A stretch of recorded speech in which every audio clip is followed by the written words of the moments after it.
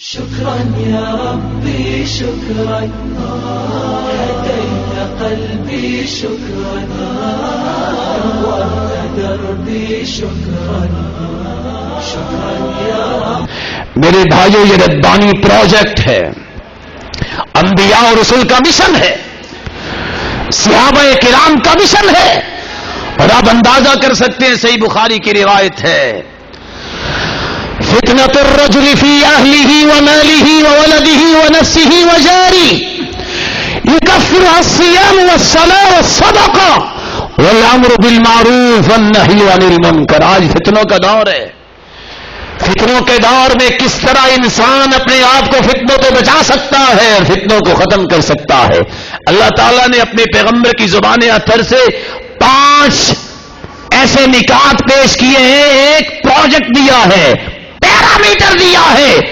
فتنۃ الرجل فی اہلی، کسی کو گھر والی بھی فتنہ، شادی نہیں ہے تو شہوتوں کا فتنہ، شادی ہے بیوی نماز نہیں پڑھتی بد اخلاق ہے پھر بھی فتنہ، وہ نفس ہی اپنا فتنہ، جوانی ہے دین نہیں تب بھی فتنہ، انسان کے پاس وہ مال ہی مال کا فتنہ، مال ہے نہیں فقیری کا فتنہ، مال ہے حرام کا ہے اس سے بڑا فتنہ، اولاد کا فتنہ، اولاد نہیں محرومی کا فتنہ، تانے سہنے پڑتے ہیں، اولاد تو ہے لیکن دین پہ نہیں ہے اس سے بڑی شرمندگی اور فتنہ، پڑوسی نہیں تو خوف کا فتنہ، پڑوسی ہے لیکن دیندار نہیں اس سے بڑا فتنہ کہ ہر وقت بے چین رہتا ہے. ان سارے فتنوں کو ختم کیا جا سکتا ہے تو کیسے؟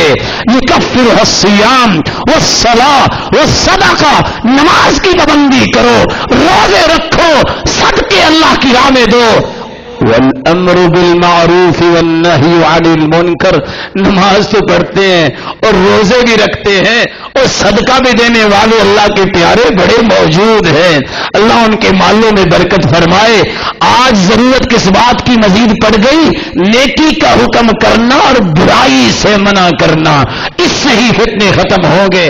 اور حیرت کی بات ہے، جب ابو ذر رضی اللہ تعالی عنہ سے کہا جا رہا تھا تم ہر وقت درسی دیتے رہتے ہو، مینا میں لوگ کنکریاں مار رہے ہیں، تمہیں اپنی دعوت کی پڑی ہے؟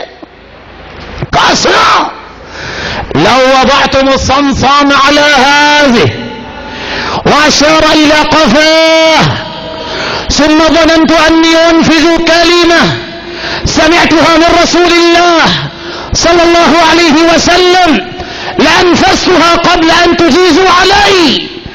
میری گردن پہ تم تلوار رکھ دو اور مجھے پتا چل جائے کہ گردن کٹنے سے پہلے ایک بات جو میں نے اللہ کے رسول سے سنی ہے میں سنا کے گردن کٹواؤں، اور اس سے پہلے میں سنا سکتا ہوں تو میں سنا کے ہی گردن کٹواؤں گا، اس سے پہلے نہیں کٹواؤں گا.